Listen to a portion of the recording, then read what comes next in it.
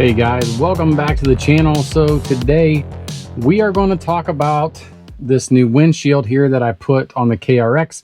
We're going to do an install video and give you my first impressions. This is the Maxdrive Powerflip windshield from Super ATV, and I had a similar windshield on my Can-Am X3 and we absolutely loved it.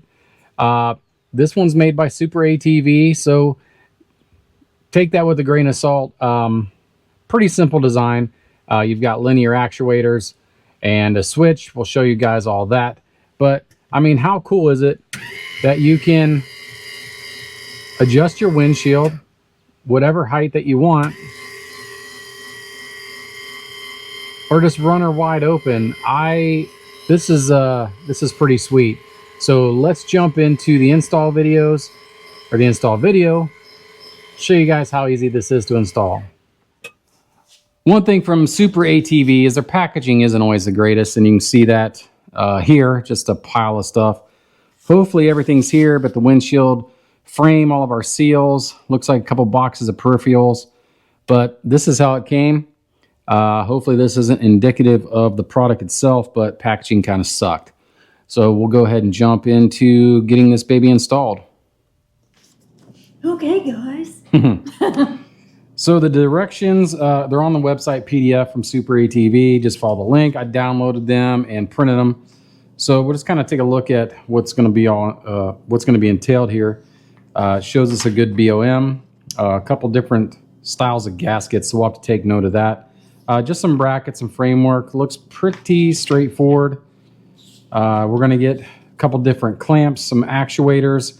A wiring harness with the switch is kind of cool. So we're basically just going to make that connection to the battery. That should be simple. Some bushings to install in the actuator. So it looks like the first thing we're going to do is go ahead and remove this center dash out of the KRX. So we'll do that now. I'll show you guys how simple it is, and then we'll get cracking on this.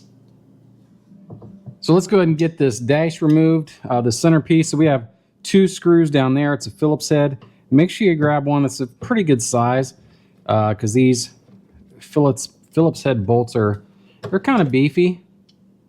So you can see I got a pretty decent sized screwdriver there. So we'll go ahead and remove these two. Get those out. And one thing to remember, always kind of take note of the torque it takes to remove the bolt. That way you don't over tighten things. But we have two plastic rivets here. We have two inside and then two up top. So I've kind of already prepped these. So you'll just need a plastic rivet tool like this. You could use a pair of pliers or maybe a screwdriver, but this really makes the job a lot easier. We're going to set those aside. We got two hiding out down here. Grab them. So we've got all of those out. And then this center dash basically just opens up like so.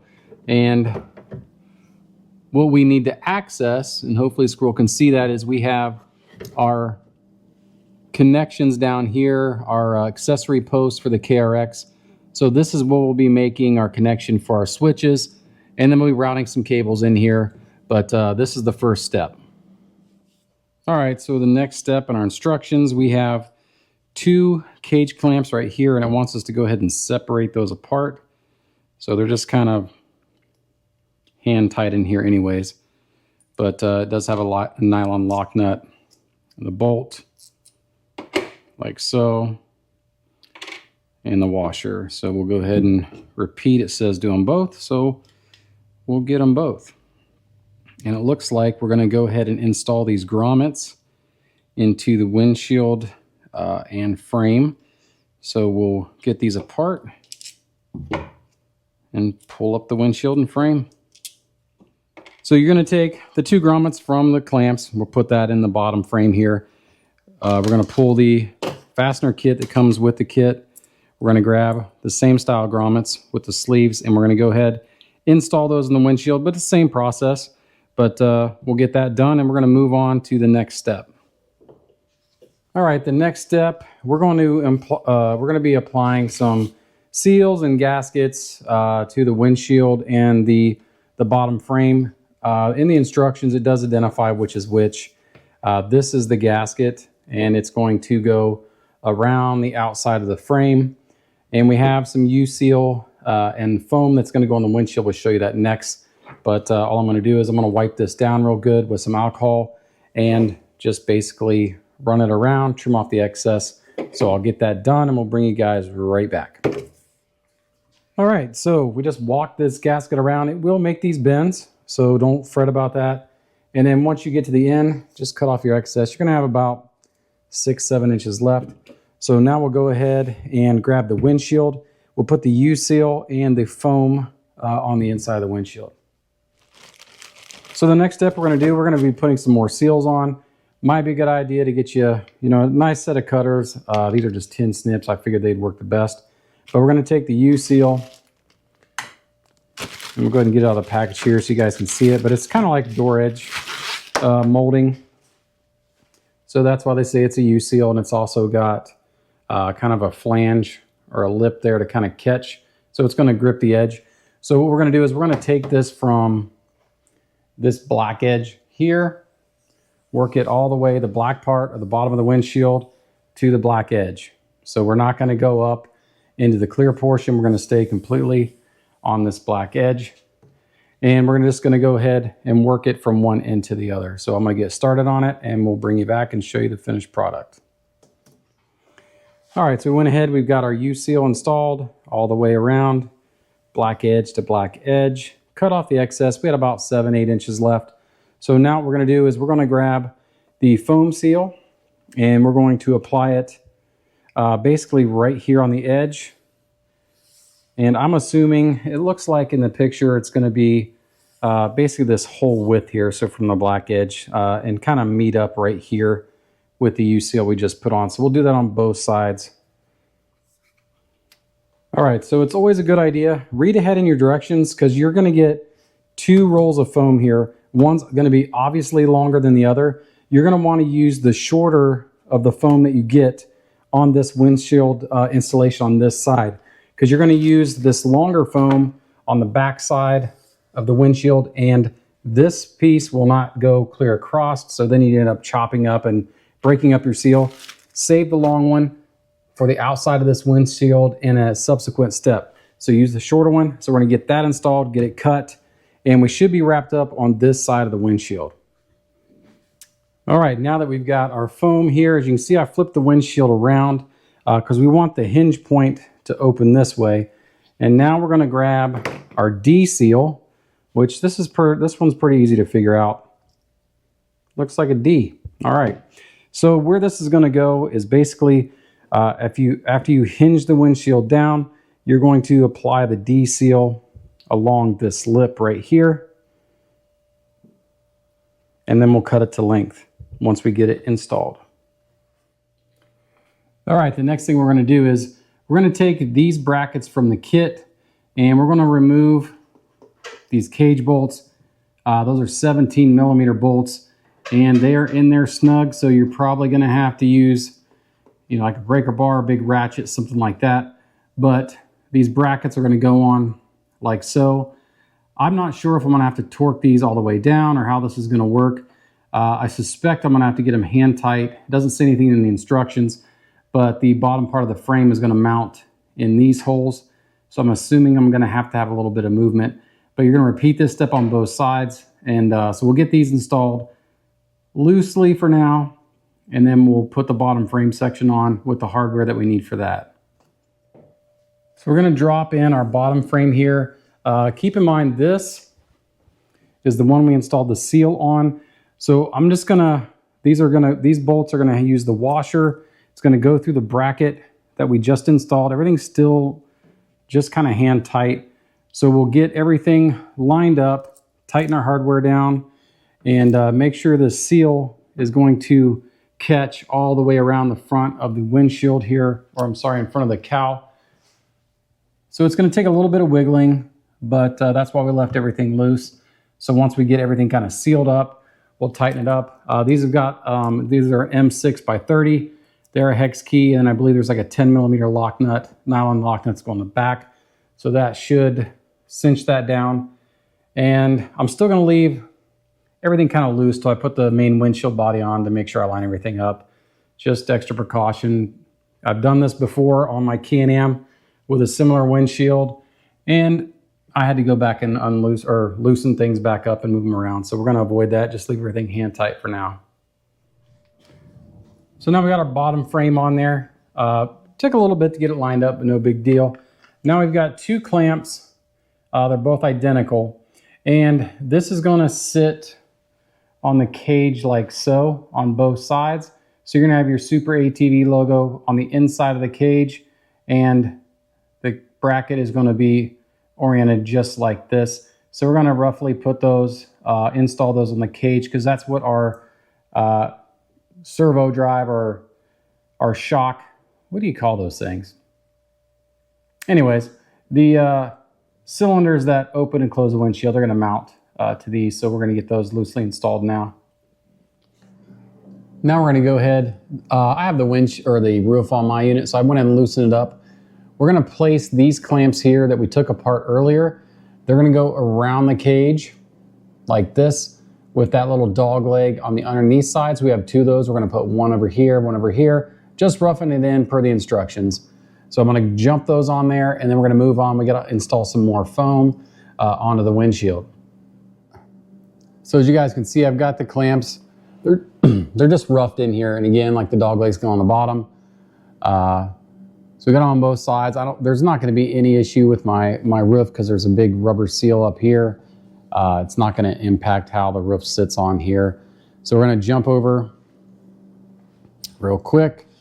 We've got to take our other foam roll that we had left over, and looking at the instructions, we're going around the front edge of the windshield right here on the inside all the way around. So I'll get that put on. We'll cut off any excess, and we're about ready to hang this thing, I believe. All right, so we got our clamps buttoned up here. Those are Phillips heads with the 10mm on the back. There's also a bolt with spacers. Make sure you put the spacers on this side of the plexiglass. So inside you'll have a 10mm here, 10mm, 10mm, 10mm, so those four across the top.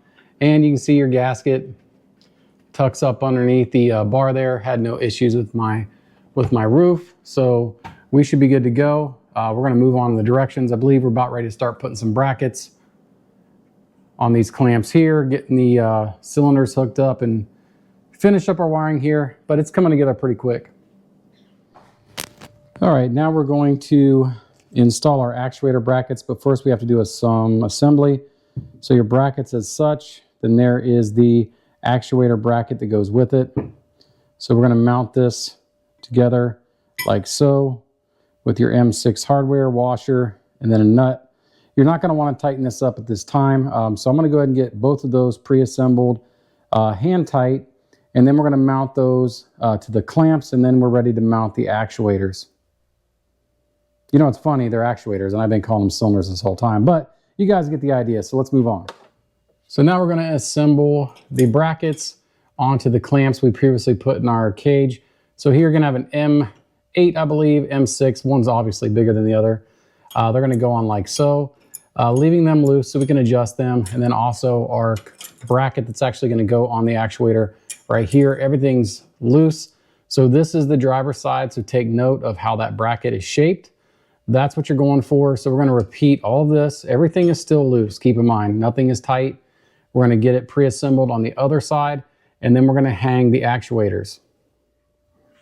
So now we're going to take our actuators out of the package, and in the instructions, it doesn't mention these plastic bushings, but I've seen other videos of different style windshields, and on my Can-Am, those bushings go inside that actuator because we put these shoulder bolts in here as kind of like the pivot points. If you look in the instructions, it's not showing that. I'm putting them in. We'll try it. I would think this would keep it from squeaking or, you know, maybe galding up or something like that. And then we're basically going to install this into the car, onto the brackets, get this cinched up, and then we'll work on tightening all the hardware and lining everything up. All right, so I have my actuator loosely mounted. I got, just so you guys are aware, you put your pin through or your shoulder bolt, washer, and then a washer and your nut on the other side, same as the bottom. So what we're gonna do is we're gonna be adjusting these around, tighten up the actuators, and then subsequently tighten up all the clamps. And hopefully, man, there's not a whole lot of direction in the instructions, but that's what I'm gonna try to do. Just make sure everything's squared, snug it up. We'll finish up the wiring. One note too, the pigtail coming on the actuator, I put on the outside. That way I can tuck it up with around my cage, come down through this hole, marry up with the wiring harness, and then hopefully have this stuff somewhat tucked away so it doesn't look so bad. But we'll go ahead and get these snugged up, get both sides, we'll square it up, and then see where we're at. All right, quick pro tip for you guys. Get you some tension clamps like this to hold your windshield down. That way it's pretty much sealed all the way around before you go tighten up this hardware. Just makes life a lot easier, and that's what I did. So I got both of these tightened up. So we're gonna button up the wiring. I'll show you guys that real quick. And then we're gonna see how this windshield works. We're gonna finalize our wiring connections. So I went ahead, cut out one of the openings here in my dash. We put the switch in, and there's the plug-in connection.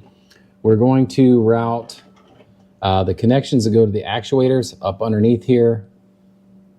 Pull them through, make the connection on both sides. So again, we're gonna route these down through the cage right here. We'll end up zip tying it along the cage, but and then we'll clean up the wiring underneath here, get everything tucked away so it's not hanging out. And we're pretty much wrapped up. So I'm gonna get this dash button back together, and then I will bring you guys outside. We'll take a look at the windshield, give you my feedback, how the fit and finish is. So here we go. So let's look at some details on this windshield. The brackets that mount the linear actuators, they're all bolt together. It's not like a custom fit bracket. There's tons of adjustability. These are slotted. And then up here, you have a slotted bolt hole there that'll allow you to rotate it up and down. Now, I will say that I did have to loosen that up, C-clamp the windshield down where I wanted it, and then button everything up so it remained, sealing as best as it can. The linear actuators, these are just cheap Chinese 12-volt linear actuators. The wiring just ran down the cage here, underneath, and then into the switches right there. Decent switch. So just a couple zip ties here. This is the bottom kind of frame of the windshield that kind of seals up. And you can see you've got some rubber seals up here. I am sure they're going to get caked with mud, but it is what it is. The windshield is poly, so that kind of sucks, but you just got to watch how you clean it. You don't want to rub on it with any kind of soap or anything like that. We normally just use water and a microfiber. The clamps that wrap around the cage, those seem to be of pretty good quality. Again, on this side, one thing I don't like is the exit of the cables. They're both on the left, and I've got OCD. I'd rather have been over here, but I'll digress.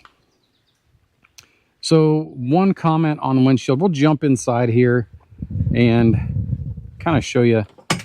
It's not it's not super fast, and I can't remember if my Can-Am was quicker or not, but anyways, so we've got it switched into the key. So we're going to go ahead, close it. So you can see this is real-time speed right here. And what's really cool is I can stop and it'll stay right there.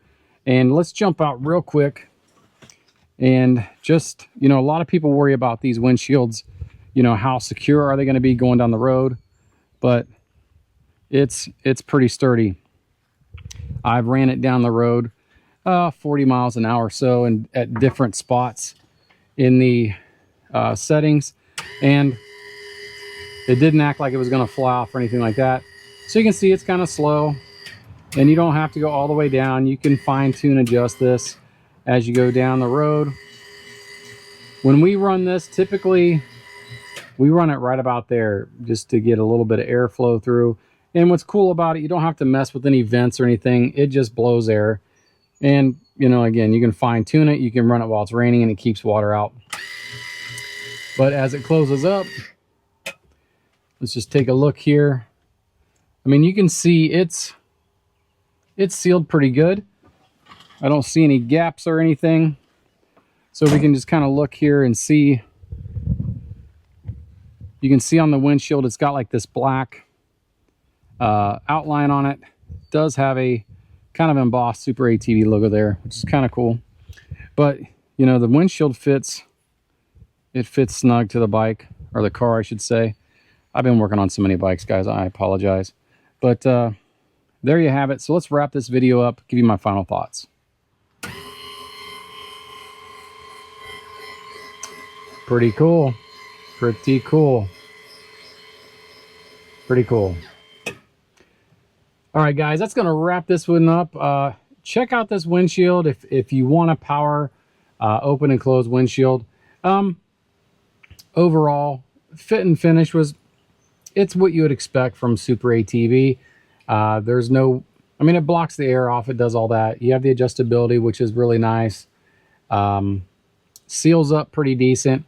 I noticed the actuators, they're not quite in time, but you know, these linear actuators are actually pretty cheap. You can buy them on Amazon. They're just a 6-inch 12-volt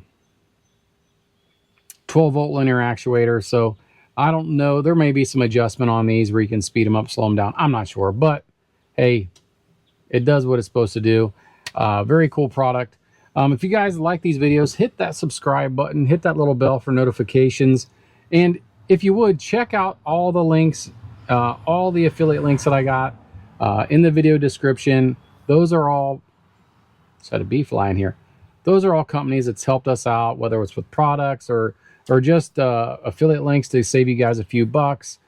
Gives us kind of a commission there in the process, but it doesn't cost you any more. In fact, it'll save you a little bit more money. If you're looking for some t-shirts, sweaties, check out our merch store. Pretty cool logo, I think. But keep watching for more videos coming up on the KRX 1000. Really liking this machine. We haven't got it muddy yet, but that's coming up here next week. We're taking it down to the Spearhead Trails down in Virginia, and we're going to get it dirty, put it to its test, see how this unit compares to the Can-Am X3, because that's what we come from before we got into this unit. So stick around, and God bless.